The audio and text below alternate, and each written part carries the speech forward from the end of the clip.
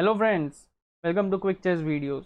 Today we are going to see the game between Grandmaster Radjabov Teimour versus Grandmaster Vidit Santosh Gujrathi, who are very good friends of the board, but when it comes to chess, they are brutal against each other.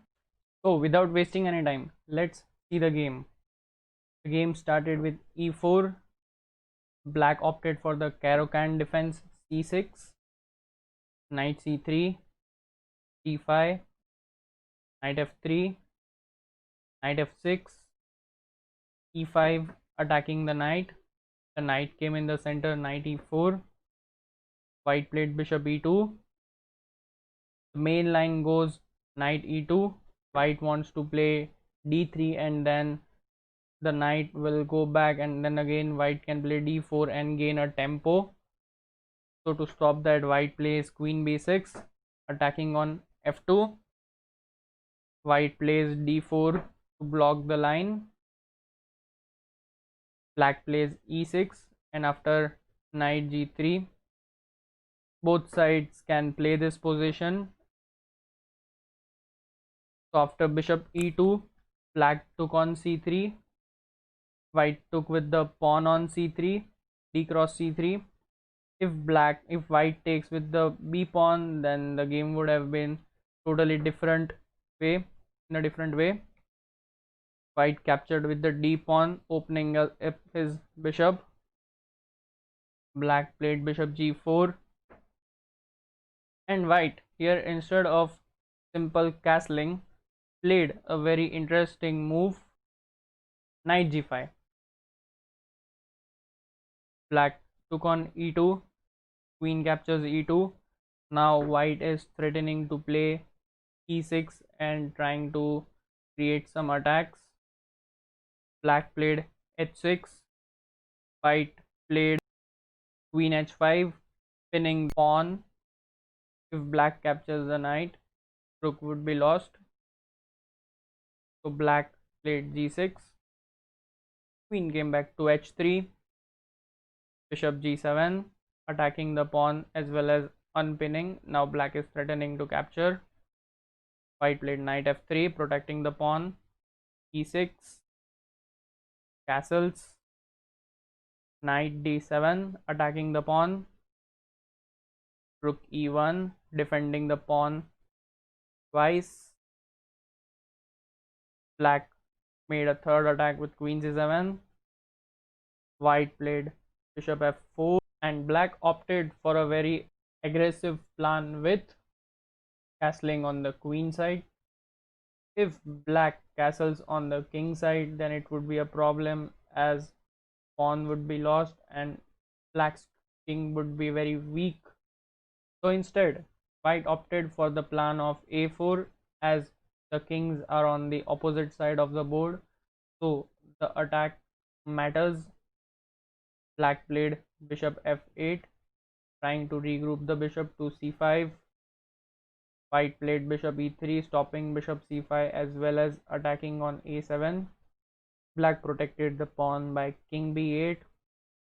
White pushed his pawn to a5. Black played bishop g7, again attacking the pawn. Again attacking the pawn on e5. White protected by bishop f4. Black played rook dg8 with the idea to attack the king and bring both the rooks against the king. Black is also threatening to play g5 sometimes, so white decided to play bishop g3, knight c5, trying to bring the knight to e4. Black's pieces are getting active very fast. White prevents that idea with knight d2. Black plays h5 with the idea to play h4 and again kick this bishop. So white played bishop f4, and here black started to throw his pawns by c5. If the bishop captures, if the bishop comes back to g3, then black plays pawn h4 and the bishop is trapped. So white is forced to play bishop captures on e5. Black took the pawn on e5, attacking the bishop as well as the king. We can see that white king is terribly weakened. White protected his bishop by bishop e3, attacking the knight. Black retreated knight d7. White played a6 in order to create some attacks over the black king. Black played b6 in order to block and reduce the attacking potential of white. White played knight f3, attacking the bishop. Black saved it by bishop d6. White played c4, sacrificing the pawn. If black captures on c4, then white could have played rook a d1, and the open rook file would definitely give white some play. Instead, black opted for the move knight e5. White took on d5. Black captured on d5. Bishop d4, pinning the knight. White played knight captures f3. Queen captures f3. In this position, we can see that white's king is more weak than black because the rook's file is open against the king, and black can easily double up the rooks and try to start an attack. So black played here rook h6 in order to bring his rook to g6 and start an attack. If instead of rook h6, black could have captured the pawn on h2, then it would have been mistake, as white plays king h1, and after protecting the rook by rook h6, if white will play g3, trapping the bishop, the black bishop has to capture on g3, pawn captures on g3. If rook captures on g3, if the queen capture on g3, then there is the same trick, queen captures g3, rook captures g3, and bishop e5 check, forking the king and rook. And if the black rook takes on g3, then white captures on g3 with the queen, queen captures on g3, and again bishop e5, and white would be in a winning situation. So after rook h6, white played king f1, black played rook hg6, attacking the pawn. White defended it with g3. Black played rook g4, attacking the bishop. White played c3, defending the bishop.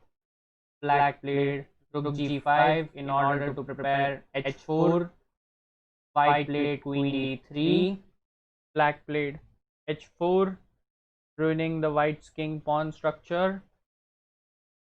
White played rook e3. If white takes on h4, then black will enter rook g2. If protecting the pawn, then there would be some rook h2. The best try after h4 was to play queen b5, where white is slightly worse, but he can defend it. Here after rook f5, black wants to take, so king e2, and we can see that white's king is weak, but he's holding for the moment, as the move e5 does not work attacking the bishop. As queen captures pawn, the pawn would be pinned and the rook would be lost. But here white blundered with rook e3. Black took on g3, pawn takes on g3. Black played e5, attacking the bishop. White tried his last trick with rook e1. If the pawn captures the bishop, then there is rook e8 check. Rook captures e8, rook captures e8, and the queen would be lost, as the queen needs to be given. So black played rook d8. Now he is threatening to take on d4, as there is no rook e8 check.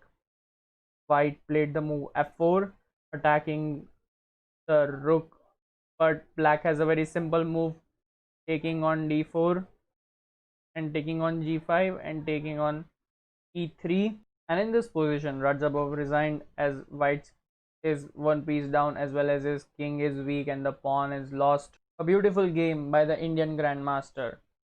If you loved the video, please show your love by liking, sharing and subscribing and hit that like button with all might you can. In the next video, we are going to see how Radjabov took his revenge by beating Vidit. Till then, bye bye.